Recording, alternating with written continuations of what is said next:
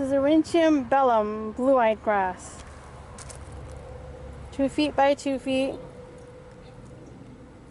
Blue flowers in the spring, although the flowers to me look more purple than blue.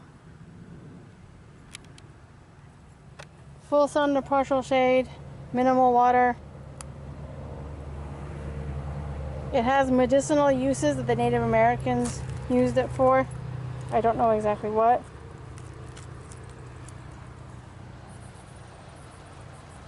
And this will reseed itself. And you can, once it's done flowering, just take the seeds and sprinkle it around your garden and you'll have more. It is not invasive, however. It is very beautiful.